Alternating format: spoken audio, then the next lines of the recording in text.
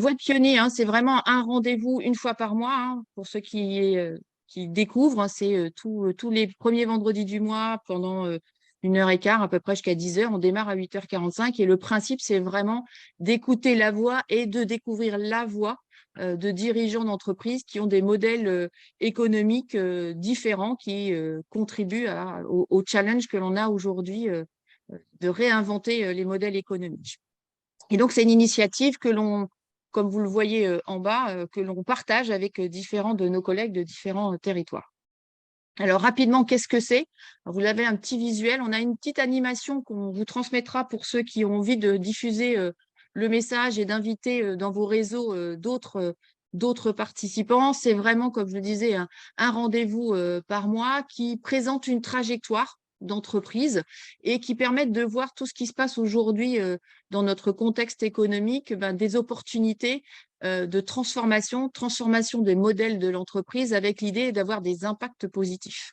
Et ça s'adresse vraiment à tous les acteurs de l'économie, les dirigeants bien sûr, mais leur écosystème, avec l'idée que pour faire la transition écologique, il faut aussi, et nous, c'est quelque chose qui est une conviction très forte, qui est une transition économique, puisque dans l'économie circulaire, sur les 7 piliers quand même, il y a 4 piliers qui sont à la main des entreprises.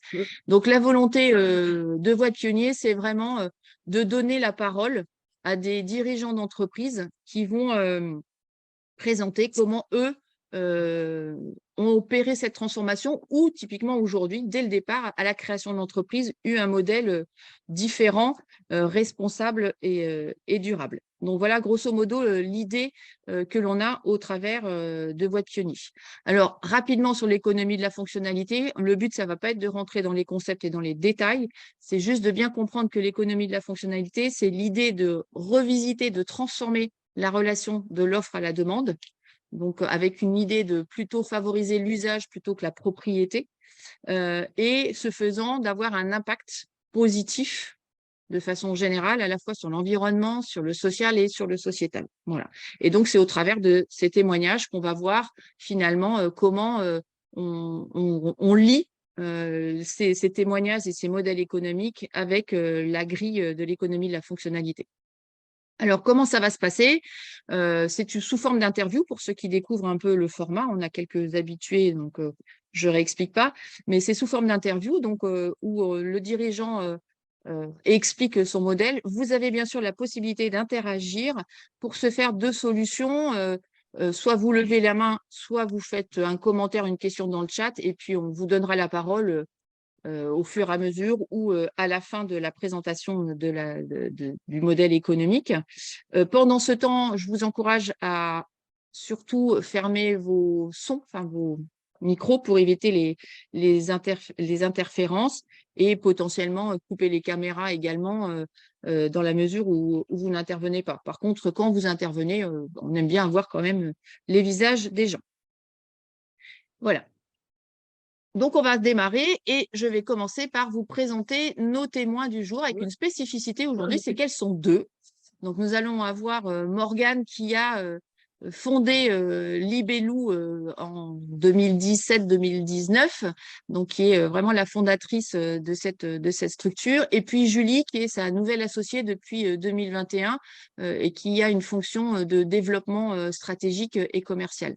Donc, on voit que Morgane a un vécu dans le milieu hospitalier pendant 10 ans et qui, de toute façon, vous allez le voir hein, dans son témoignage, on sent que c'est une entrepreneuse dans l'âme. Elle a souvent identifié des pistes de création de solutions basées sur ses expériences personnelles. Et la création finalement de Libellou est partie de là, elle vous le dira. Et c'est quelqu'un qui a un très fort engagement territorial, puisque Libellou est basé à Vierzon. On connaît tous Vierzon dans la chanson de Jacques Brel, encore plus nous sur notre région. Et c'est quelqu'un qui veut vraiment ancrer son activité sur son territoire, qui est un territoire un peu en difficulté aujourd'hui. Et c'est quelque chose sur lequel elle veut contribuer au travers de son activité économique. Julie, de son côté, a plutôt une expérience en grande distribution, plutôt dans les achats. avec la spécificité qu'elle a fait des achats au national et à l'international, et surtout qu'elle a contribué à la création d'une marque de cartouches d'encre pour l'enseigne Carrefour, je crois, de mémoire, avec une dimension vraiment économie circulaire dans cette création. Alors, Libellou, je ne sais pas si vous avez eu l'occasion de regarder dans l'invitation, hein, c'est une solution d'accès à des jeux et jouets pour les enfants sous forme d'abonnement. Donc, je ne vais pas donner les détails puisque Morgane et Julie nous en diront beaucoup plus. L'idée, c'est juste que vous reteniez que c'est une entreprise qui, dès sa création, a eu un modèle différent, qui a été une idée en 2017. Morgane a eu l'occasion de faire un Startup Weekend qui l'a conforté dans cette voie-là et qui a vraiment été lancé en 2019. Aujourd'hui, c'est 8 personnes. Il y a 3 associés, 3 alternants, une personne en logistique et une personne en support administratif. Et aujourd'hui, Libellou est présent non seulement en France, mais en Benelux et potentiellement demain en Italie, d'après ce que j'ai compris. C'est à peu près 44 000 clients, pardon, et puis 3 formules finalement d'abonnement, de location de jeux, avec la spécificité que c'est sans engagement. C'est des abonnements, mais il n'y a pas d'engagement dans le temps. Donc, c'est une formule d'accès aux jeux particuliers. Voilà, grosso modo, une présentation générique. Donc, je vais maintenant laisser la parole à Morgane. Bonjour Morgane et bienvenue. La toute première chose que j'ai envie de te poser comme question, c'est que tu nous décrives un peu l'offre, un peu plus en détail, mais surtout, qu'est-ce qui a déclenché la création de ton entreprise? Déjà, je vais vous dire bonjour à tous. Je vais vous souhaiter une bonne année 2023. Et qu'est-ce qui est de mieux que commencer 2023 sur les sujets d'économie circulaire et d'économie de la fonctionnalité? Je ne sais pas. Ce qui est sûr, c'est qu'en 2019, on a lancé Libellou et donc vous l'avez vu 2 ans plus tôt, j'ai eu cette idée. En 2017, économie de la fonctionnalité, économie circulaire étaient des choses, des mots qu'on entendait rarement. Beaucoup ne savaient pas ce que c'était. Et aujourd'hui, j'ai l'impression quand même que l'histoire nous donne raison.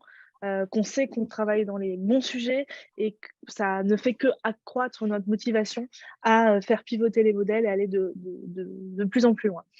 Donc déjà, je voulais vous remercier également pour l'invitation et pour le soutien de Necoe, avec qui on est en lien depuis l'origine de Libellou. Et c'est un grand plaisir pour moi aujourd'hui de pouvoir faire un petit point d'étape de Libellou, de sa création aujourd'hui et de nos enjeux de demain.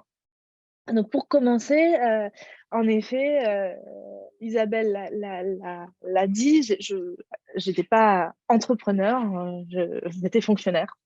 J'ai travaillé pendant plus de 10 ans dans le milieu hospitalier pédiatrique malgré tout.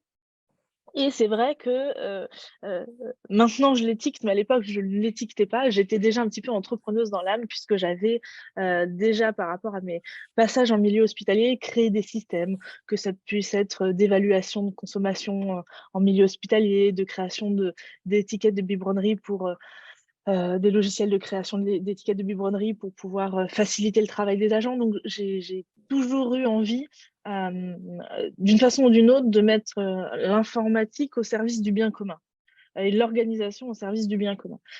Malgré tout, je me suis quand même sentie régulièrement un petit peu enfermée dans le milieu hospitalier avec des process lourds, des étapes importantes à respecter, mais qui du coup ralentissaient un petit peu le rythme de développement.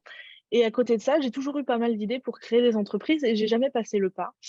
Jusque donc en 2017 où j'ai ma deuxième fille qui est née. Et du coup, j'ai voulu lui proposer certains jeux éducatifs. Je me suis passionnée sur la pédagogie Montessori, l'accompagnement bienveillant de l'enfant, la parentalité bienveillante. Je me suis beaucoup informée, beaucoup de lectures et j'avais envie de lui proposer certains jeux. Je me suis dit clairement, pour le peu de temps où ça va durer, j'ai absolument pas envie d'acheter. Par contre, j'ai envie de pouvoir le proposer, mais j'ai pas envie d'acheter. J'avais déjà une aînée qui avait 2 ans et une chambre de jouets qui était déjà extrêmement remplie pour une enfant de 2 ans. De choses que j'avais pas forcément choisies, qui m'avaient été offertes à droite, à gauche, qui me posaient des soucis dans le choix de ces jeux. Et du coup, pour Lise, donc pour ma deuxième, j'ai passé une nuit blanche sur internet en me disant: «Mais il doit bien y avoir une solution très simple, j'ai envie de, quand j'ai besoin de quelque chose, ça arrive, et quand j'en ai plus besoin, ça repart dans d'autres familles. Nous, à Vierzon, on n'avait pas de ludothèque, donc pas de possibilité d'avoir un système comme celui-ci. Euh, et je n'avais pas le temps, puisque je travaillais à Orléans, j'habitais à Vierzon, je faisais l'aller-retour, de passer du temps à faire des petites annonces, les revendre individuellement. C'était pas une solution qui me convenait non plus. Et donc, j'ai vraiment cherché une solution qui soit clé en main et qui réponde à mon besoin. Après cette nuit blanche sur Internet, je me suis dit, mais c'est pas possible que quelque chose comme ça n'existe pas. Je suis allée à première démarche, la CCI, qui m'a proposé de participer à un événement qui s'appelle donc les Startup Weekend. Et là, ça s'est bien passé pour nous, puisque j'ai rencontré des gens donc, du milieu professionnel de la création de l'entreprise. On a monté une petite équipe et on est reparti avec le premier prix du Startup Weekend donc à la fin de ce week-end. Et là, je me suis dit, OK, tu penses qu'il y a quelque chose, tes amis pensent qu'il y a quelque chose, mais aussi les professionnels pensent qu'il y a quelque chose. C'est le moment, il faut se lancer. Et donc, j'ai posé un congé parental de la fonction publique et en parallèle, j'ai commencé à développer le projet Libellou. Il s'en est suivi une année et demie à peu près d'itération, de compréhension. Déjà, qu'est-ce que c'est qu'une entreprise? Pour moi qui venais pas du tout de ce milieu-là, qu'est-ce que c'est qu'un business model? Comment on crée de la valeur financière? Comment on monte, qu'est-ce que c'est qu'un site web? Qu'est-ce que c'est que du e-commerce? Donc voilà, une année et demie d'apprentissage pour lancer finalement le début de la commercialisation seul en 2019. Et donc, Voilà. aujourd'hui, ton offre, c'est quoi plus, enfin, là, je l'ai vaguement évoqué. Si en quelques mots, tu peux nous dire justement comment ça fonctionne? Oui. Alors, ce qu'il faut savoir, c'est que c'est un chemin. Entre le lancement de janvier 2019 et aujourd'hui, janvier 2023, il y a eu plusieurs étapes d'apprentissage et donc le business model a lui-même évolué un petit peu. Aujourd'hui, on propose une solution d'abonnement qui permet donc aux 8 millions de familles françaises d'avoir le bon jeu au bon moment et la nouveauté sans se lasser. En gros, vous avez un forfait, une formule, vous choisissez la formule avec un nombre de jeux qui vous correspond. Aujourd'hui, on a une formule 4, 7 et 10 jeux. Ça, c'est le nombre de jeux que vous avez en continu chez vous. Et vous sélectionnez les jeux sur notre site. Quand vous en avez plus besoin, tout simplement, vous retournez sur le site internet, vous commandez les nouveaux et vous échangez par les anciens. On a mis en place un système qui est pratique avec un seul déplacement en point relais pour faciliter toujours la vie des familles. Donc, vous avez l'étiquette de retour qui est déjà présente dans le colis. Quand vous recevez votre nouveau colis en point relais, vous allez donc du coup redéposer l'ancien, ce qui fait se déplacer qu'une seule fois. Donc ça c'est vraiment un service qu'on a construit avec les parents pour avoir quelque chose le plus fluide possible et justement être pas une contrainte supplémentaire dans un rythme de vie qui est déjà chargé.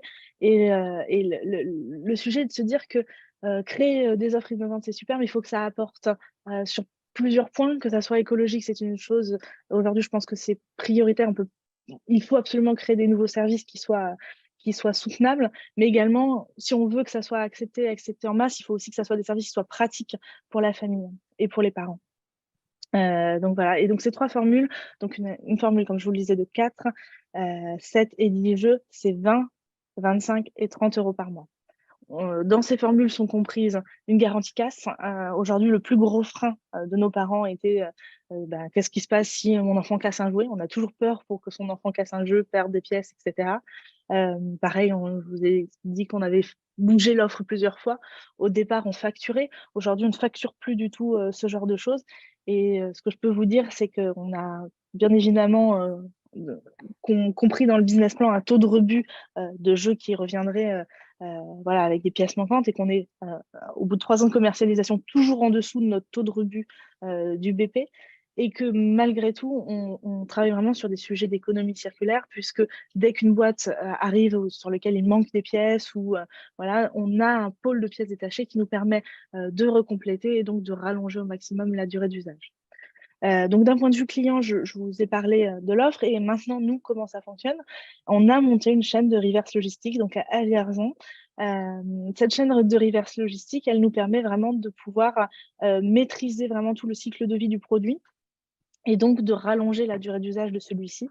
Et ce qui est génial dans le modèle, c'est que forcément, plus la durée de vie du produit est longue, plus le modèle est rentable, donc le côté vertueux va rendre en plus le business model rentable. Et je pense que j'ajouterais que depuis 3 ans et demi d'activité, on a jeté 0 jouet. Aujourd'hui, je ne sais pas si vous le savez, mais 100 000 tonnes de déchets qui sont jetés chaque année. Donc, c'est énorme. Et la durée d'utilisation d'un jouet, elle est seulement de 6 mois au maximum. Donc, vraiment, on a cet objectif d'allonger la durée d'usage du jouet, comme le disait Morgane, et de finalement compléter nos pièces manquantes quand on les vérifie par justement, grâce au stock de mise au rebut de jouets. Très bien. Donc, effectivement, cette notion de durée de vie de 6 mois, c'est quelque chose qu'on n'imaginait pas, hein. C'est ce sur quoi aujourd'hui vous travaillez et vous permettez de lutter. Donc, votre proposition de valeur aujourd'hui, elle peut se rapprocher de l'offre de seconde main. En quoi aujourd'hui il y a une différence entre j'achète un jeu ou un jouet d'occasion ou je fais appel à Libellou? Je crois que tu parles beaucoup de modèles économiques résilients. Est-ce que tu peux un peu plus nous expliquer où est la vraie différence et la vraie valeur de ce que vous proposez, vous, par ce biais-là? Alors, je pense que les gens, les consommateurs sont déjà dans l'usage, mais ils n'ont pas encore les offres adaptées.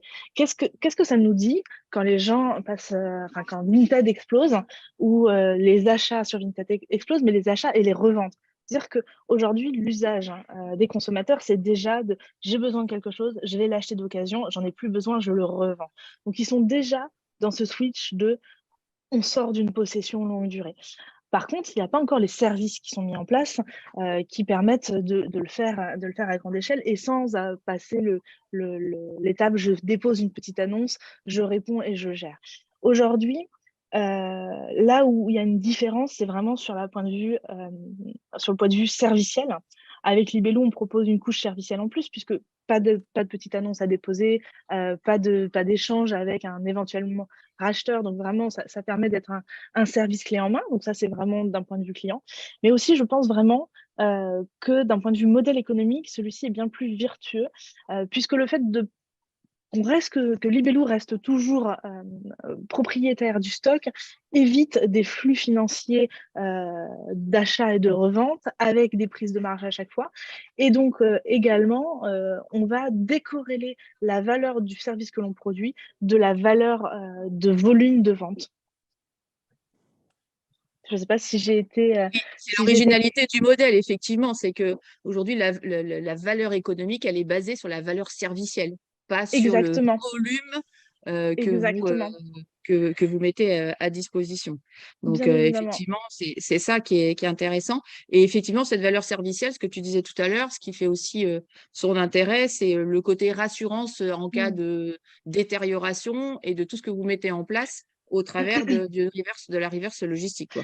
Tout à fait. Et il y a un autre élément sur lequel j'aimerais insister, c'est que notamment quand les consommateurs sont déjà dans l'usage avec de l'achat, revente d'occasion via des plateformes de consommateurs en C2C, c'est des modèles qui sont capitalistiques, certes, ces sociétés font des volumes d'affaires extrêmement importants, mais par contre, c'est des modèles qui sont destructeurs d'emplois. Aujourd'hui, Vinted, pour ne pas le nommer, ça repose sur un consommateur à un consommateur, et c'est le consommateur qui prend, entre guillemets, la charge de travail. Avec un modèle comme celui de l'économie de la fonctionnalité, comme celui de Libellou, ce que je dis souvent, c'est que la valeur de Libellou, c'est pas moi qui la porte. C'est Nadine. C'est Nadine qui va vérifier les jeux, qui va préparer les commandes, qui va trier, etc. Et donc, c'est un modèle, et je rejoins le point, Isabelle, que tu soulevais tout à l'heure, c'est un modèle auquel je crois énormément, puisque il va créer de la valeur et de la valeur travail également. Et ça va réécrire aussi la relation avec le client, puisqu'on est un interlocuteur unique. On connaît, on apprend à connaître nos clients. On ne va pas dire qu'on les connaît encore parfaitement, on a encore beaucoup de travail. Malgré tout, on est sur un chemin et celui-ci on est loin d'être arrivé, on n'en est encore qu'au début, mais on commence à bien connaître nos clients. Et donc, dans la relation, se crée une relation durable avec eux, de prise en compte de leurs attentes. D'ailleurs, sur ces sujets-là, on avait monté un concept store à Vierzon, donc dans cette démarche de co-construction avec nos clients, parce que Internet, c'est génial, ça permet d'avoir un impact sur le territoire entier en France, que ce soit en France et en Benelux aujourd'hui où on travaille également. Mais des fois, pour pouvoir parler avec les clients, c'est plus difficile. Donc, on avait monté un concept store qui nous a justement permis de pivoter les modèles pour arriver petit à petit vers le modèle que l'on a aujourd'hui chez Libellou. On a quelques questions. On va peut-être donner la parole à ces personnes-là. Florie, si tu veux. Oui. Bonjour, vous m'entendez? Bonjour. Bonjour. Super. Alors, j'avais 2 questions. La petite première, en fait, c'était concernant la durée d'usage des jouets que vous indiquiez en moyenne, qui était de 6 mois. Et c'était juste pour savoir si vous aviez la source, un document sur lequel on pourrait se référer. Non, malheureusement, alors on sait qu'il y a pas de document qui fait référence. On voit 2 éléments, 2 chiffres qui ressortent sur Internet, c'est entre 6 et 8 mois. Je crois que sur le site de l'ADEME, on peut retrouver également ces données. J'avais cherché bien évidemment très longuement la source fiable il y a quelques années et j'avais pas réussi à remonter. Peut-être que si on faisait cette recherche aujourd'hui, ce que je n'ai pas pris le temps de refaire ces dernières semaines, il y a peut-être des éléments qui ont avancé. Mais en tout cas, si vous faites des recherches sur le web, c'est vraiment les chiffres qui apparaissent. Et ce qu'on peut dire malgré tout là-dessus, donc c'était que la durée de vie d'un jouet était entre 6 à 8 mois. Je crois qu'il y a 120 000 tonnes de mises au marché, donc de jouets qui arrivent en France, qui sont mis sur le marché en France. Et 100 000 tonnes de déchets. Donc, de toute façon, voilà, ça rentre et ça ressort sous forme de déchets. Mais ce qui est sûr, je ne sais pas si ici, il y a beaucoup de gens qui ont des enfants bas âge, c'est que quand on vit avec des enfants bas âge, on se rend compte que la durée d'usage, elle est clairement inférieure à 6 mois. Des fois, c'est une semaine, des fois, c'est 15 jours. C'est très dépendant des jouets aussi. Et c'est très dépendant des jouets, on est d'accord, clairement. Il y a certains jouets qui vont durer dans le temps, vraiment très longtemps. L'enfant s'y attache de façon affective et va l'emmener partout. Et dans ce sens, pour ce typologie de jeu, je pense que la location n'a pas forcément de sens. Mais encore faut-il savoir lequel ça va être. Donc le fait de pouvoir commencer via un système de location permet aussi de savoir quels sont les jeux qui vont être adaptés à notre enfant. Autre élément vis-à-vis des enfants, c'est qu'il y a une étude en 2018, là avec sources sérieuses, etc., qui prouve que plus un enfant a joué, plus il a sa créativité qui diminue. Et finalement, c'est quelque chose qu'on connaissait, nous, en diététique, très bien. Quand je travaillais en milieu hospitalier, quand un patient a trop de choix sur son plateau, en fait, ça l'écœure et il mange plus. C'est un peu la même chose avec les enfants, c'est-à-dire plus ils en ont, moins ils jouent. Et on entendait souvent, on entend souvent nos grands-parents dire: «Ah mais moi j'avais pas grand-chose et je jouais tout le temps et maintenant les enfants ils ont tout, ils jouent plus à rien». Et oui, en effet, en plus il y a aussi cette surabondance qui nuit au comportement de jeu. OK. Je peux poser ma deuxième question? Oui, Allez, j'allais je la garde. te le dire, vas-y. Ça, je la garde pour plus tard. Oui, je voulais aussi vous demander, du coup, si vous aviez un système de rachat des jouets des parents qui, justement, ont tendance à aller vers Vinted. Moi, la première, je le dis. J'ai plein de jouets, ça déborde de partout, mes filles grandissent et si je pouvais justement les passer d'une manière ou d'une autre, à une structure qui, elle, après, les fournirait à d'autres parents, je trouverais ça génial. Donc je voulais savoir si vous aviez un système de rachat, récupération, de jouets pour ensuite les louer. Alors, des idées, on en a plein. Des pistes, on en a plein aussi. Par contre, il ne faut pas qu'on se disperse trop tout de suite, parce Bien que ce que sûr. l'on ne voit pas sur le sujet location, c'est la dimension tech et la dimension, comment dire, transactionnelle qui est différente d'un achat e-commerce classique. Donc aujourd'hui, dans les étapes de développement de Libellou, nous, on s'attelle à déjà consolider ce que l'on a créé, c'est-à-dire un système simple de catalogue, d'abonnement, des documents marketing qui suivent bien, puisqu'en fait, la plateforme qui existe actuellement sur le libellou.com, c'est moi, il y a 4 ans, diététicienne, qui l'ai fait. Donc, on est en fin de course. Il y a beaucoup de choses qu'on aimerait en place et dont on ne peut pas. Le rachat des jeux, en tout cas le travail avec nos clients pour pouvoir récupérer des jeux, ça fait partie de notre roadmap. Par contre, ça ne sera clairement pas sur 2023, puisqu'on est déjà sur certains gros chantiers avant. Ça marche, je vous suivrai. Alors, Merci on a beaucoup. On a deux, merci Fleury. On a deux questions. Fred, tu en as plusieurs. Si tu peux en choisir une, en Et sachant qu'on évoquera la relation aux marques et aux éditeurs un peu plus tard dans l'interview. Donc, ça sera couvert. Et puis, je crois qu'il y avait Benoît aussi. Donc, vas-y, Fred. non, mais c'était la question de savoir s'il y avait des relations avec les éditeurs de jeux et comment ils géraient, juste d'un point de vue copyright, le droit d'afficher des photos des jeux qui appartiennent normalement aux éditeurs. Mais là, je ne suis pas spécialiste en copyright, j'en sais rien. Voilà. Alors, donc les jouets, il y a deux questions. Il y a le jeu de société. Le jeu de société, il est en partie couvert par le droit d'auteur et d'ailleurs certains jeux sont passés sur des TVA 5.5. Sinon, la plupart sont sur de la TVA à 20%, donc il n'y a pas de droit d'auteur, il n'y a pas de difficulté particulière. Sur ces jeux sur lesquels on a une TVA à 5.5, sur lesquels il y a des questions de droit d'auteur, c'est des négociations avec les éditeurs tout simplement. D'accord. Et ça concerne que les jeux de société, du coup. Ça ne concerne que les jeux de société sur lesquels il y a une TVA à 5.5, couverte par les droits d'auteur. D'accord, moi, Comme les livres. D'accord. Comme les livres.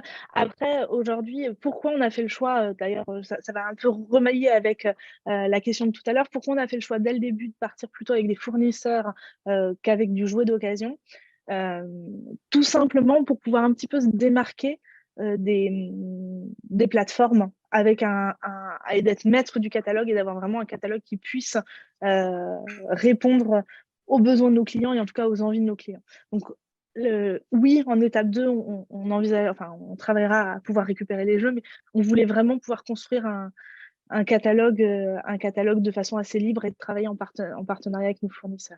Okay, aujourd'hui, je peux répondre également sur la partie don de jouets. Il y a des associations aussi qui le font très bien.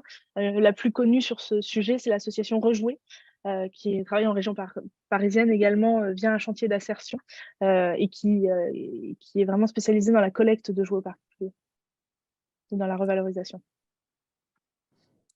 Anne, tu avais une question?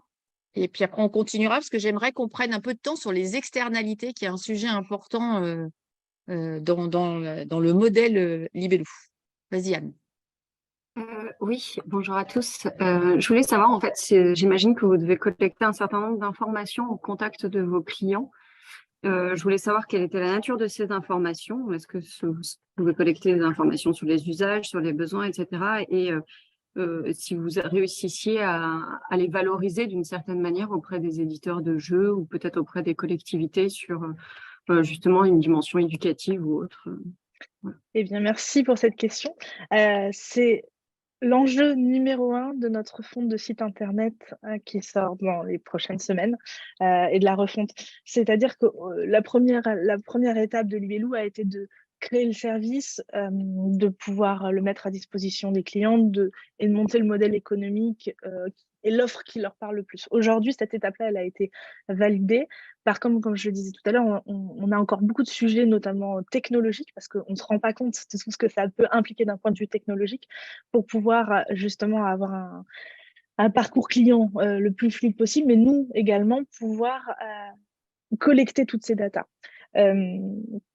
On faisait beaucoup de choses via notamment notre concept store, donc il y a beaucoup d'échanges qui nous ont permis d'avoir des sensations. Aujourd'hui, on va factualiser les choses et on a passé sur notre catalogue tous nos produits en numéro unique sur lesquels on va tracer et collecter les données dès la mise en ligne de cette fameuse V2.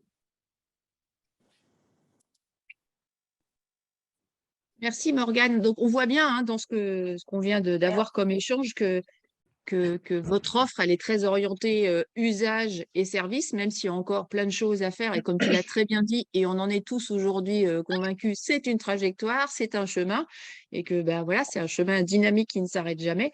Moi, j'aimerais bien aussi qu'on évoque un peu plus cette notion d'externalité, comment dans votre offre, vous avez intégré des impacts négatifs que vous cherchez à résoudre. Tu en as évoqué un qui était l'encombrement, qui a été toi un déterminant au départ, mais il y en a d'autres sur lesquels aujourd'hui, au travers de votre offre, vous cherchez à les résoudre et à les limiter, mais aussi sur l'émergence d'externalités positives que ça a généré et révélé au travers de votre offre. Est-ce qu'on peut faire un petit peu un état des lieux aujourd'hui de tous ces éléments-là à aujourd'hui?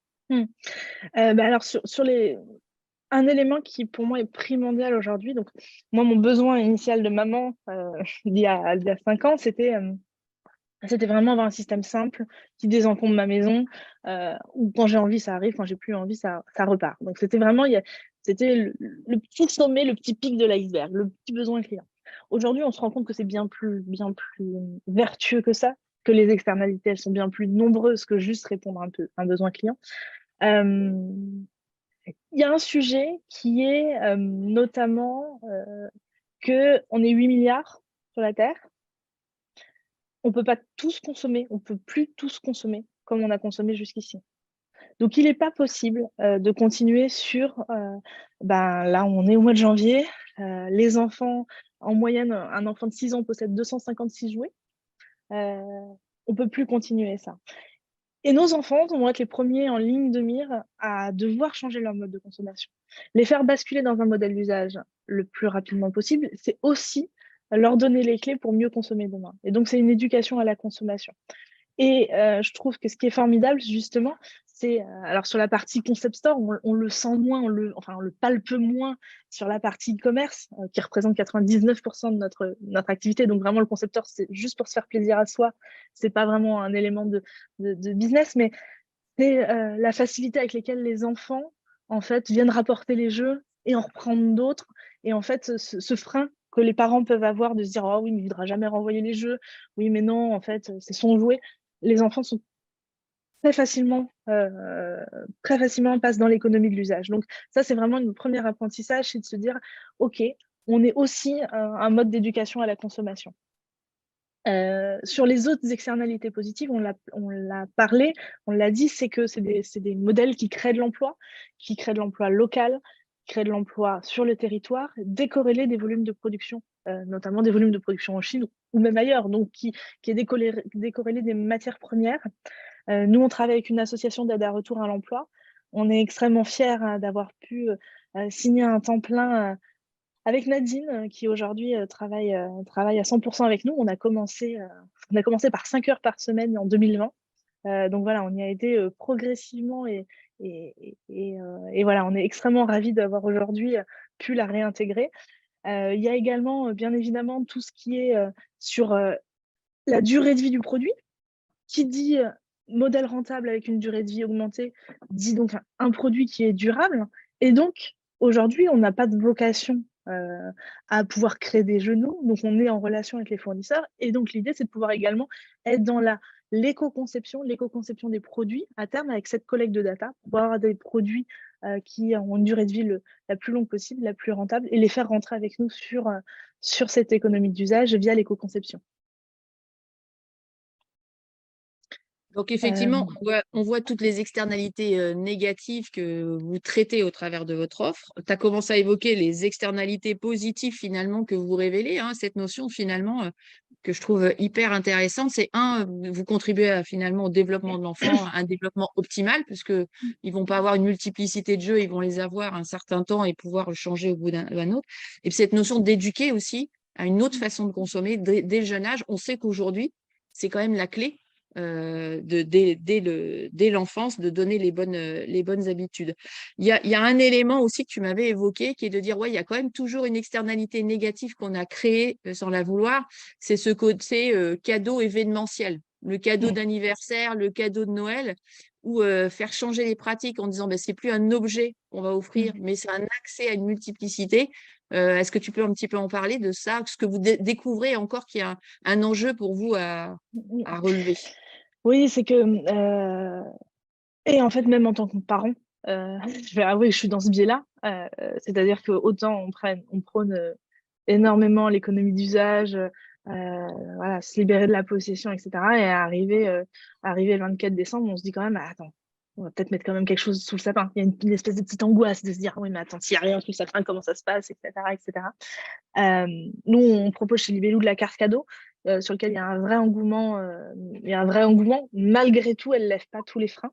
Et donc, on va travailler également, pareil, c'est des sujets web, c'est des sujets tech, et donc on n'a pas pu le faire jusqu'ici, mais on va proposer également des possibilités de pouvoir offrir de la location en dehors de la carte cadeau, c'est-à-dire offrir quelque chose, un pack de jeux, des jouets, avec déjà le bon de retour qui peut partir sur un cycle de location, pour pouvoir répondre un petit peu à ce questionnement de se dire Bah oui, c'est bien beau, on a envie de passer dans l'usage, mais quand même, ce sujet du cadeau de Noël, s'il n'y a rien à ouvrir, ce sujet du cadeau d'anniversaire, s'il n'y a rien à ouvrir, il y a quand même encore une angoisse, souvent parentale, à la pression qu'on se met de pouvoir avoir des choses sous les sapins.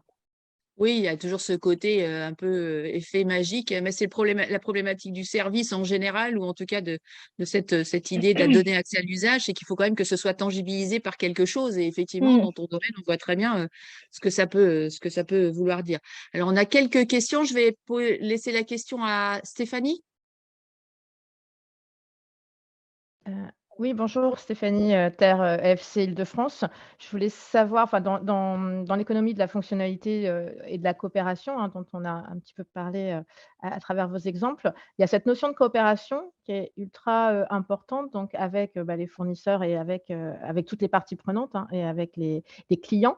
Comment vous coopérez justement avec vos clients? Mmh. Alors, la coopération, elle a eu lieu sur plein de niveaux différents. Alors, c'est difficile d'étiqueter, ce qui en est et ce qui en est pas pour nous quand on est, dans notre quotidien, et après, c'est en prenant le temps de faire un peu de recul, tu fais: «Ah bah si, en fait, on en fait de la coopération». La première coopération, elle a été notamment via ce concept store. C'est comment on construit, l'offre qui va bien, l'offre qui répond aux besoins de nos clients. D'autres coopérations qu'on a mis en place, on a parlé tout à l'heure d'une association du territoire avec qui on a mené des recrutements, et qu'on souhaite pouvoir continuer, donc un maillage important sur le fait de pouvoir, notamment avec la croissance, continuer à travailler sur de l'aide à retour à l'emploi. On travaille également, on a travaillé avec l'université Paris-Dauphine, sur le calcul du business model. On a gagné le prix d'ailleurs, c'était en 2021, il me semble. 2021, prix du business model innovant. Donc ça, voilà, ça a été vraiment super d'avoir des étudiants de Paris-Dauphine qui sont venus à mes côtés à Vierzon pour pouvoir m'aider. J'avais bien fait des choses, etc. Mais pouvoir, eux, retravailler, remettre tout ça dans la moulinette pour pouvoir remonter le business model innovant. On peut parler également de la fédération Aircube, Fédération française du réemploi, dans lequel on siège à l'économie de la fonctionnalité, aux côtés de Decathlon. Enfin, je sais plus, il y a Boulanger également. Julie, tu peux Ouais. me rappeler, il y a qui d'autre? En fait, je pensais plus, au niveau de la durabilité. En fait, comment vous engagez, en fait, vos clients, vos consommateurs, en fait, à avancer avec vous sur, la durabilité? Parce que, qu'est-ce qui les motive, en fait, à vous rendre les jouets en comment vous communiquez avec eux, justement, pour coopérer sur le fait que l'enjeu, vous l'avez précisé tout à l'heure, c'est que le jouet, reste, dans un super bêta le plus longtemps possible. C'est votre Mmh. intérêt à eux, puis c'est à votre intérêt principal à vous, mais c'est aussi, leur intérêt. Comment vous travaillez ça, en fait? Comment on travaille ça? Bonne question. On travaille, ce point-là, alors si, ça y est, c'est le fait de le verbaliser et de dire, par exemple, quelque chose qui est assez neuf, on fait ça depuis 6 mois, c'est sur la mise au rebut de certains jeux. Alors là, on n'est pas dans le cadre de pièces manquantes, mais sur est-ce que ce jeu est trop abîmé pour partir en location ou pas? Au départ, nous, chez Libellou, eh ben, on prenait la décision. Bah, là, on pense qu'on est un peu limite, on a une charte qualité, on l'envoie plus. Aujourd'hui, on fait plus ça. Il part avec un petit questionnaire, une petite étiquette. Je veux en fin de vie, et c'est à nos clients de nous dire s'ils pensent que ce jeu doit continuer à être dans le cycle de location ou pas. Super, Et, merci. il y a un deuxième point, c'est aussi le client qui permet aussi d'être proche de leur questionnement, de les réassurer et puis d'avoir aussi leur retour. Oui, je crois que ça coupait un petit peu quand Julie a parlé, mais ce qu'elle voulait dire par là, une façon de coopérer, pareil, des sujets un peu tech, mais on a mis en place un chat sur notre site internet sur lequel on échange beaucoup avec les clients dès qu'il y a une question, un questionnement vis-à-vis des produits. Et pour notamment, pareil, dans la coopération, s'il manque une pièce, souvent les clients nous le renvoient la fois d'après, quand ils ont retrouvé sous le canapé une pièce du jeu. Donc tout ça, on travaille beaucoup avec eux à faire en sorte, à les sensibiliser au fait que voilà, c'est pas grave. Il manque une pièce, c'est pas grave. On n'est pas là pour les culpabiliser. Par contre, renvoyez-nous la prochaine fois. Ça va permettre d'avoir une seconde vie pour le jeu. Et en fait, clairement, aujourd'hui, nos clients, ils jouent le jeu, quoi. C'est le cas de le dire. Super, merci beaucoup. Merci Morgane. Estelle, vous aviez une question aussi, je crois. Je vous laisse la parole. Oui, bonjour. Merci pour ce témoignage. Ma question, c'était autour des externalités. Est-ce que tu as répondu sur le fait, voilà, que vous répondiez à des externalités négatives? Est-ce que vous avez détecté, voilà, c'est un modèle qui est récent, mais des externalités négatives que vous génériez finalement, peut-être des choses que vous n'aviez pas pensé? Au-delà, évidemment, il y a plein d'externalités positives, c'est super. Mais... Alors, nous, on a besoin, et ça va faire partie du sujet là, puisqu'on a fait une demande à l'ADEME pour pouvoir travailler à calculer le cycle de vie des produits et un bilan carbone. Donc, on va mesurer l'impact transport également, parce qu'il y a un impact transport. L'impact transport par rapport au fait qu'on rallonge la durée de vie. On n'a pas pu le mettre en place plus tôt, puisque comme on revoyait les choses en grosse masse, mais pas en traitement article par article, on avait du mal à mesurer vraiment la date d'achat de chaque jeu et son cycle. Maintenant, on va pouvoir le mesurer. Donc là, l'idée, c'est vraiment de pouvoir mesurer cet impact-là pour prouver qu'il y a une externalité positive et non pas négative. Quelle externalité négative? Il y en a une sur laquelle on lutte. Je ne dirais pas qu'on a trouvé parfaitement la solution encore, mais sur laquelle on est extrêmement vigilant. C'est de faire en sorte que les gens ne renvoient pas les jeux trop rapidement et pas être dans un switch perpétuel. Au tout début de Libellou, il y avait les frais de port offerts à partir de 3 mois de location. La volonté, c'était de se dire, le système, il est génial, il est chouette. Si les gens renvoient les jeux toutes les semaines, il va y avoir plus de transport que de la rentabilité du produit. Enfin, voilà, clairement, d'un point de vue sociétal, ça ne va pas être l'idéal. Donc, on avait trouvé cette parade d'offrir les frais de port à partir d'une certaine durée. Ça n'a pas marché comme ça. On a fini par lever ça. Aujourd'hui, les gens jouent le jeu. La durée moyenne de location est encore... la durée moyenne de location est encore dans les clous. C'est un facteur sur lequel on fait extrêmement attention et quand on bouge des éléments du business model, l'élément qu'on va regarder, c'est vraiment la durée de location pour éviter d'avoir une durée de location qui diminue. Et donc là, forcément, les externalités négatives pourraient augmenter. Donc c'est un élément qu'on prend en considération plus, sans avoir une réponse concrète de comment le faire. Ok. Merci. Non, je vois Stéphane qui répond en disant objectivement, peu de distributeurs de jouets se posent actuellement ces questions d'externalité, croyez-moi. Donc, chapeau à Libellou. C'était pas du tout une idée de pointer des choses négatives, mais l'idée, c'est intéressant de travailler là-dessus. Bien sûr, non, mais bien sûr. Ma question derrière, en effet, était liée aussi au transport, de se dire, est-ce qu'à terme, votre développement, vous le pensez plutôt en France parce que plutôt proche. Est-ce que à terme, c'est de se dire on a des petites cellules logistiques parce que pour éviter des envois de tel endroit à tel endroit. Enfin voilà. Mais moi, je trouve ça chouette. Bravo. En tout cas. Bien sûr. Non, mais bien sûr. Et après, je vais répondre à une question qui est extrêmement importante. Donc, le transport, c'est l'externalité négative qu'on peut imaginer la plus importante. C'est celle qu'il faut qu'on mesure, celle qu'il faut qu'on puisse acter, de dire ça fait tant par rapport à tant. Donc ça, il faut qu'on puisse mettre des chiffres dessus. On fait tout pour pouvoir le faire. Dans ce que vous disiez, il y a des choses qui sont intéressantes. C'est est-ce qu'on fait un point central qui envoie partout en France? Est-ce qu'on, en France, Belgique, Luxembourg, voire même à l'étranger, est-ce qu'on crée des petites cellules locales? L'année dernière, on était passé sur le 66 minutes d'M6. Donc forcément, il y a eu un pic de croissance d'activité à ce moment-là, comme souvent quand il y a un passage télé. Mais la vague qu'on avait eue, sur laquelle on ne s'attendait pas l'année dernière à cette époque-là, c'est le nombre de personnes qui nous ont contactés en disant on va faire la même chose que vous. Est-ce qu'on pourrait faire ensemble? Est-ce qu'on pourrait faire une franchise? Est-ce qu'on pourrait faire ceci? Est-ce qu'on pourrait faire cela? On a réfléchi un petit peu au modèle. On a travaillé pour voir un peu sur des stratégies d'essaimage, etc.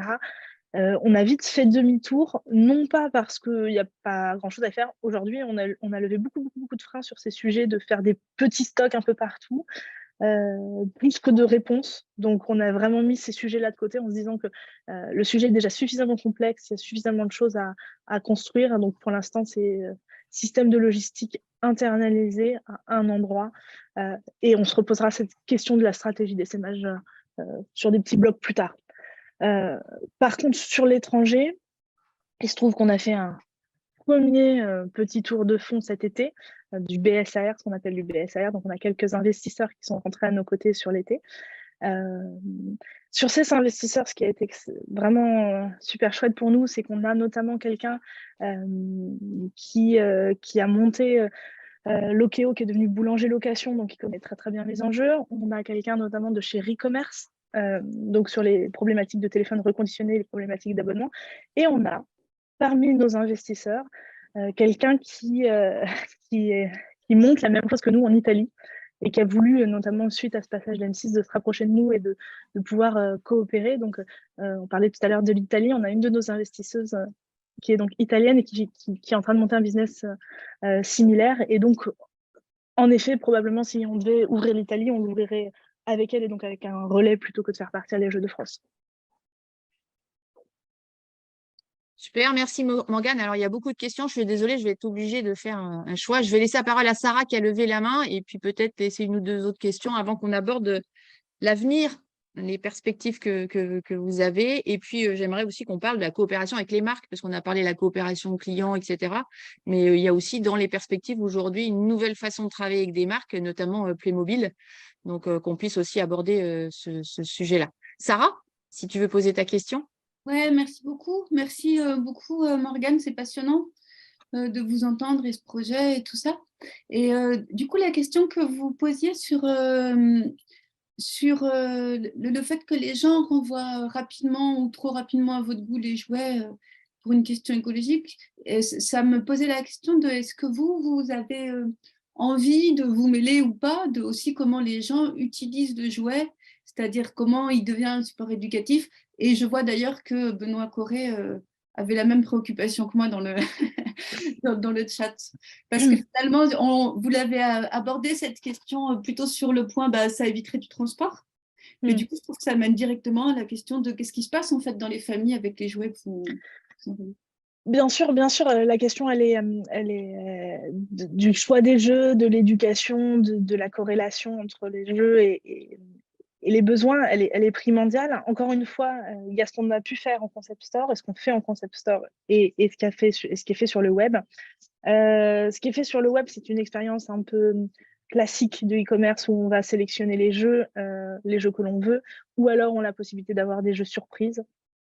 Mais tant qu'on ne collectait pas de la data, il était difficile pour nous de pouvoir faire des recommandations et de pouvoir vraiment en savoir plus. Ce qu'on fait nous en boutique, forcément, il y a des activités de conseil, des activités de conseil de jeu vis-à-vis de l'âge de l'enfant, de ses aspirations du moment. Et c'était mon besoin initial, hein, c'était vraiment d'avoir des jeux adaptés au développement de mon enfant avec ses problématiques du moment, sachant que j'avais 2 enfants qui se suivaient de 2 ans et demi, très différentes, avec des envies très différentes, qui passent par des phases très différentes. Donc, j'avais très envie de les accompagner de façon individuelle.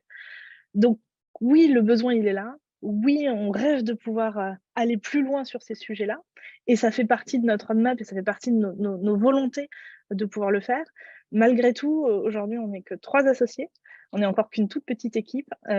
Donc, étape 1, on crée un site. On a mis en place les numéros de série, mais on crée un site qui me permet de collecter les données et d'améliorer le parcours client pour pouvoir également collecter le maximum de données à ce moment-là qui puissent servir au plus grand nombre. Et donc, d'être plus accompagnement de parentalité sur le conseil des jeux, sur le service, sur les règles de jeu, vraiment aller plus loin que juste distribuer des choses. Mais ça c'est un gros travail, d'où notamment nos enjeux aussi de levée de fonds, sur lesquels on est déjà en travail déjà depuis un moment, mais ça va nécessiter des renforts. Et qui dit des renforts dit des ressources humaines, et des ressources humaines qualifiées pour nous accompagner également dans ces sujets-là. Et donc, d'où nos enjeux actuels aussi de levée de fonds. Mais J'ai juste, répondu à la juste pour question. rebondir. Oui, tout à fait, absolument. Mais du coup, ça, je trouve que souvent, vous faites référence au concept store. Et en fait, moi, ce que j'entends aussi, c'est le besoin que vous avez eu et que vous avez encore de rester en contact physique avec les gens au-delà de tout de toute l'organisation Ouais, technologique et tout ça. Et je trouve que ce serait super hein, d'avoir un jour une autre séance pour que vous nous racontiez le concept store, comment c'est une ressource, comment vous l'avez organisé et tout. ouais, bah, C'est c'est parce intéressant que cet aspect-là aussi. on rêve de pouvoir réussir à dupliquer l'expérience client qu'on arrive à proposer en physique, à le dupliquer sur le web. Aujourd'hui, le web, c'est génial parce que ça ouvre des capacités de distribution qui sont exceptionnelles, que c'est chouette de faire un truc de l'impact, mais si on le fait à toute petite échelle, bah, ça en a pas. Donc le web est génial. Par contre, en termes de simplicité du concepteur, c'est vraiment le côté contact avec le client et la facilité. Pour la petite information, enfin pour le petit retour d'expérience, quand j'ai changé les formules sur le concept store, j'avais une ardoise, j'ai changé mon ardoise. Ça m'a pris 10 minutes. Sur Internet, quand il faut refaire un développement qui touche sur le système de paiement, qui touche, etc., c'est des développements qui sont beaucoup plus longs. Et donc forcément, c'est plus difficile à mettre en place. Malgré tout, aujourd'hui, nous, notre enjeu, il n'est pas sur le concept store. Clairement pas. Notre enjeu, c'est de pouvoir réussir à retrouver les facilités qu'on peut avoir sur un concept store de conseil, de proximité à nos clients sur le web. Alors effectivement, là, tout ce qu'on vient d'aborder, c'est les développements futurs, hein. Encore une fois, 2017, c'était pas si vieux que ça, hein. Et encore, vous avez t'as commercialisé qu'à partir de 2019, donc c'est encore tout récent. On voit qu'il y a plein de choses, et en tout cas plein de choses positives qui montrent que la voie est conséquente. J'aimerais bien qu'on revienne justement sur les perspectives, sur la coopération avec les marques, avec Playmobil, si tu peux nous en parler un peu. Et puis, bah, tu as évoqué effectivement les autres des Alors, développements prévus. j'aimerais bien passer la main à Julie. Alors, tout à l'heure, le réseau coupait un petit peu, mais Playmobil, c'est son bébé, c'est elle qui a porté le projet. Donc, je trouve ça un peu voilà, dommage que ça soit moi qui en parle. Donc, je reprendrai Julie, si la connexion n'est pas ouf, mais vas-y, Ouais. Julie. Si la connexion ne fonctionne pas, si tu peux reprendre. Oui, alors effectivement, on a négocié un partenariat exclusif avec Playmobil. Donc, en fait, Playmobil nous met à disposition sa gamme 1, 2, 3 qui est destinée à la petite enfance en exclusivité chez nous. En fait, ça a été un partenariat qui a d'abord été basé sur des valeurs humaines qu'on partageait tous ensemble. Et je pense que c'est important de nouer ces partenariats-là avec des fabricants qui partagent ces mêmes valeurs-là. Et en fait, pour la petite info, ça faisait 5 ans que Playmobil essayait de mettre en place de la location chez eux. Et pour des raisons de système tech, aussi de culture d'entreprise, ils n'avaient pas réussi. Et donc, effectivement, on est tombé pile poil au bon moment, hein. C'est aussi des histoires d'opportunités. Et du coup, en effet, ils nous ont accordé cette exclusivité. Et ce qui est top, c'est que du coup, ça a ouvert la porte à d'autres marques. Et aujourd'hui, on a plein de marques qui nous contactent. On a entre guillemets le choix du roi et qui veulent mettre en place de la location de jouets avec nous. Donc, c'est vraiment un super avenir qui s'offre à nous avec ces marques-là.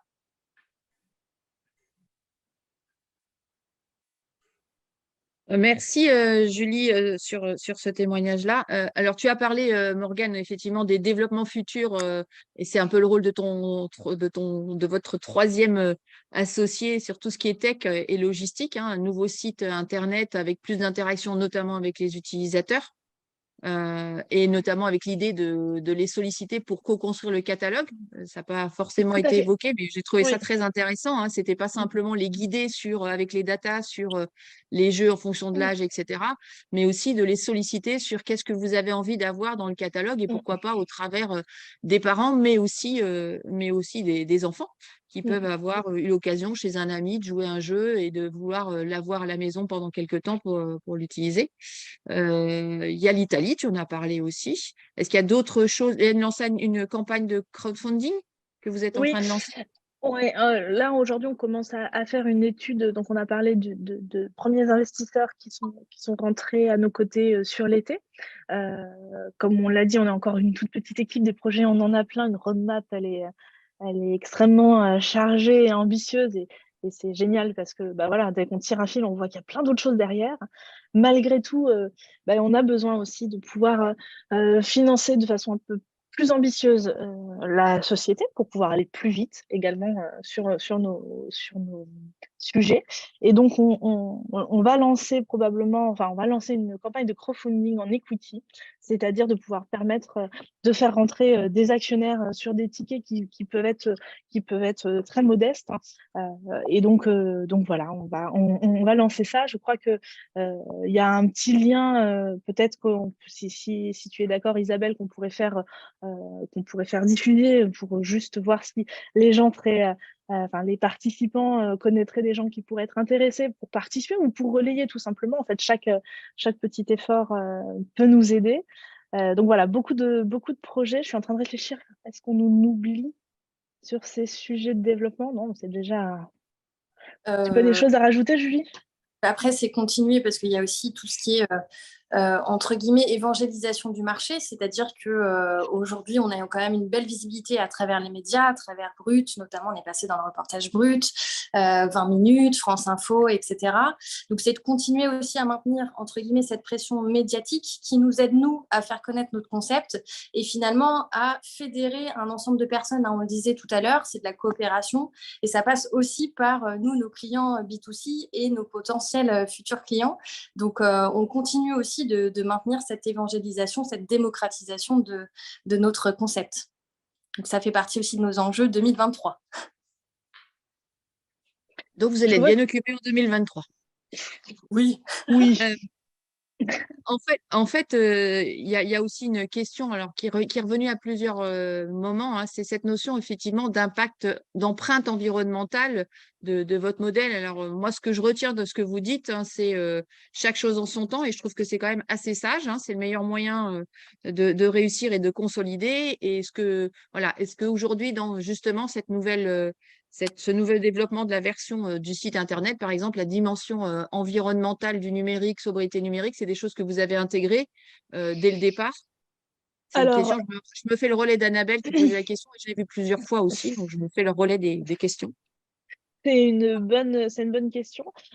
Pour être très honnête, c'est des sujets que forcément on sait qu'il faut prendre en compte, sauf qu'on a tellement de choses à faire qu'on s'est dit, bon, bah, ça, on regardera plus tard. On sait qu'il va falloir qu'on fasse attention sur nos polices, sur le choix de nos polices notamment, sur les couleurs, les typos utilisés.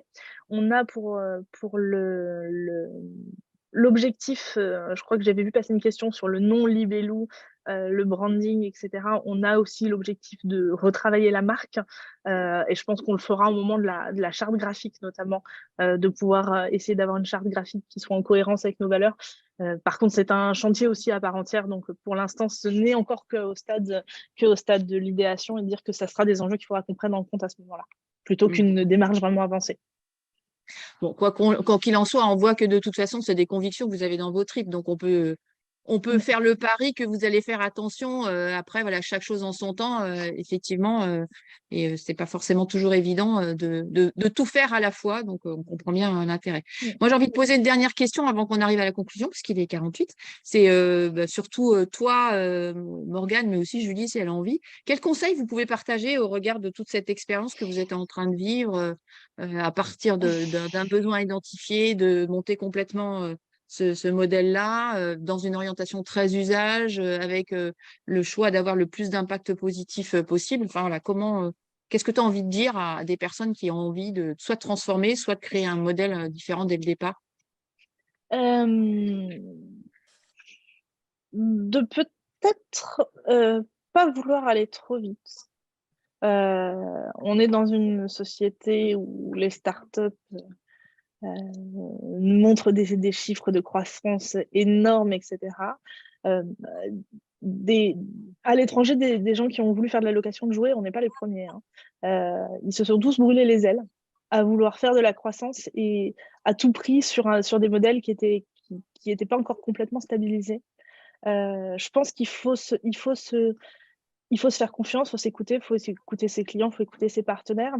Il faut faire de l'activité commerciale, il faut faire de la croissance, c'est évident, mais pas de la croissance au détriment des bases solides que l'on construit.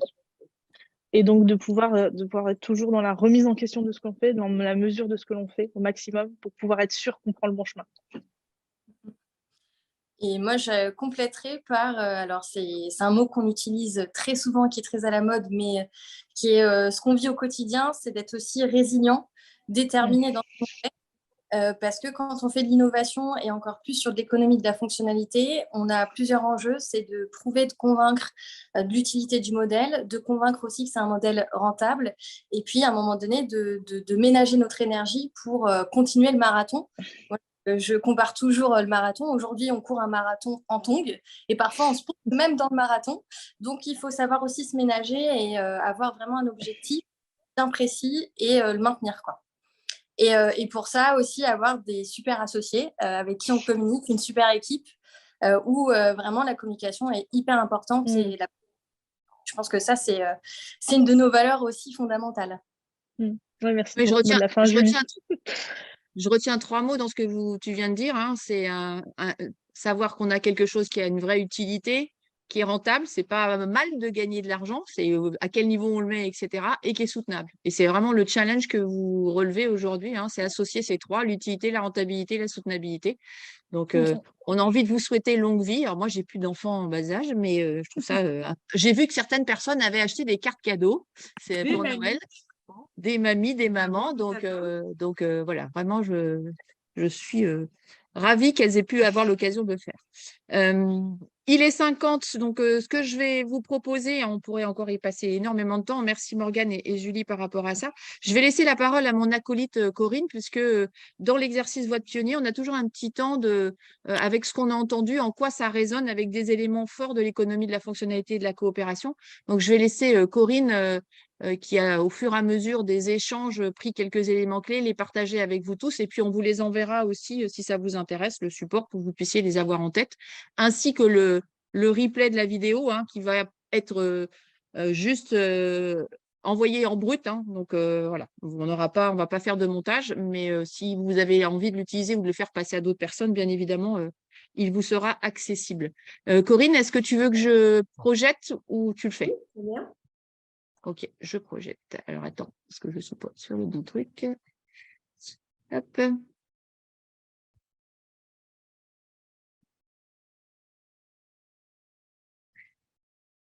Vas-y, tu connais. Alors, beaucoup de choses.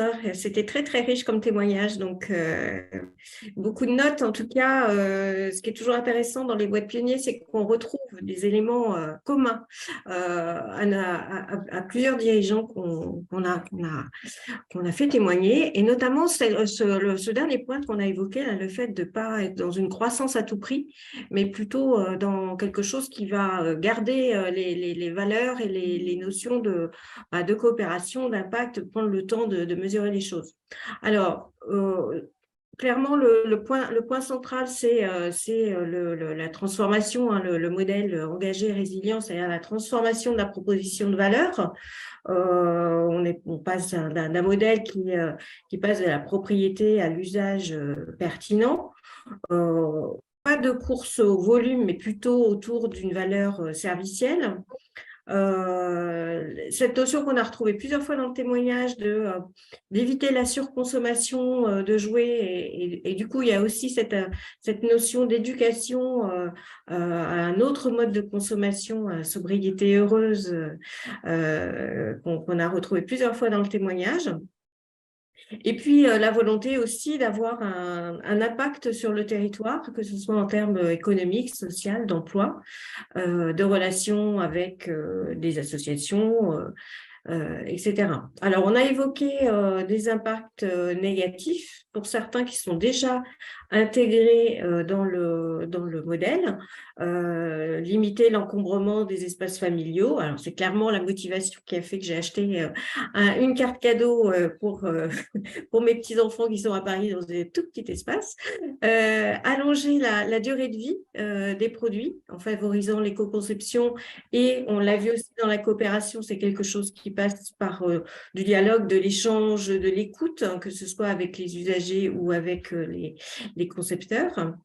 Et puis, élargir le potentiel d'activité pour les enfants tout en étant conscient que il n'est pas nécessaire d'avoir beaucoup de jouets pour développer la créativité des enfants. Donc, il y a aussi un accompagnement des familles sur cet aspect-là.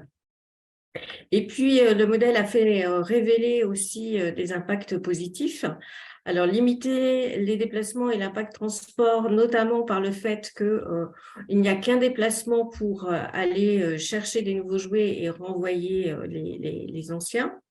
L'allongement de la durée de vie des jouets, ça fait partie du modèle complètement. Il y a des choses que j'ai déjà dit sur le développement de l'enfant, créer de l'emploi, on en a parlé, éduquer les enfants aussi à un autre mode de consommation. Et les parents, finalement, sont aussi embarqués dans ces nouveaux modèles. Et puis, le fait de rendre accessible un usage à moindre coût, il y a aussi le fait de réduire donc les inégalités sociales entre les familles. Donc, on a toujours alors, il y a eu des solutions dans le chat, des solutions notamment pour se dire, finalement, le jouet, il y a quand même une valeur matérielle qui est difficile, il est difficile de s'en détacher. Donc, le cadeau qui reste, peut-être qu'il faut le conjuguer avec l'aspect serviciel. Et puis, sur les pratiques vers la coopération, on l'a évoqué sur toute l'attention que vous portez au niveau de l'ancrage territorial, et puis que le concept store est aussi là pour apporter une façon de mieux comprendre les usages, les contraintes des utilisateurs, la volonté de collecter des datas et d'être en coopération avec les créateurs de jouets pour aller les embarquer un peu plus vers l'éco-conception. Et puis, le fait aussi que vous avez pensé à l'évaluation, en fait, par rapport à cette coopération aussi, par rapport aux usages avec les familles qui sont utilisatrices de jouets, et notamment sur l'état du jouet. Est-ce qu'il doit repartir dans la circulation de la location ou s'arrêter à un moment donné dans ce partage? Voilà ce que j'ai pu noter en complément de ce témoignage très riche. Merci Corinne. Est-ce que Morgane, Julie, vous avez un commentaire? Il y a des choses à rajouter ou à compléter? Non, ça me paraît très bien. Merci pour cette synthèse de qualité.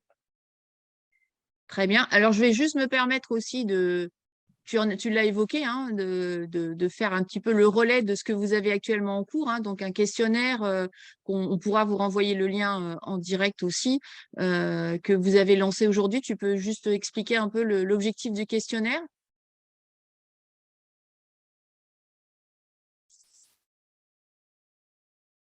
Morgane ou Julie?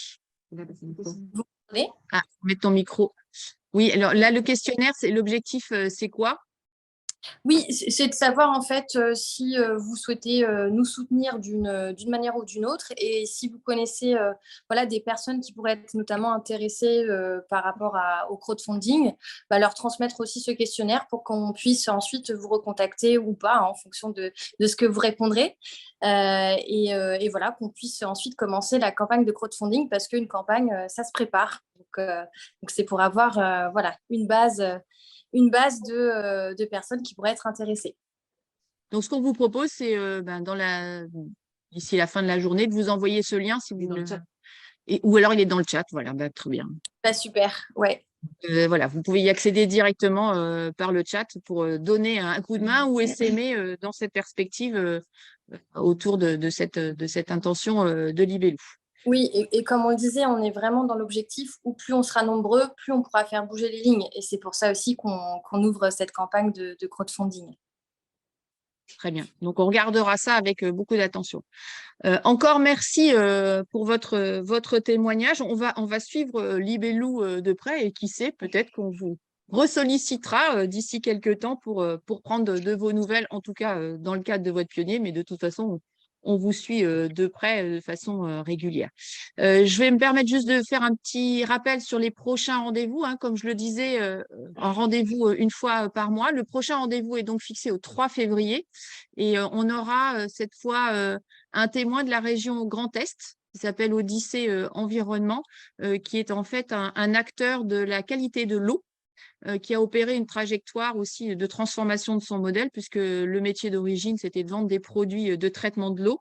Et au travers du prisme de l'économie de la fonctionnalité et de la coopération, se positionne aujourd'hui comme un hydroéthicien. Donc, je vous fais un petit teasing, parce que ça veut dire quoi, hydroéthicien? Donc, on aura l'occasion d'écouter le témoignage du dirigeant, M. Mougel, le 3 février, lors de notre prochain rendez-vous. Là, vous avez toutes les dates qui sont fixées. Ce sont les dates pour toute l'année, avec donc les 3 prochains témoins, Odyssée, Sofaxis au mois de mars, et le 7 avril, nous aurons Cataba.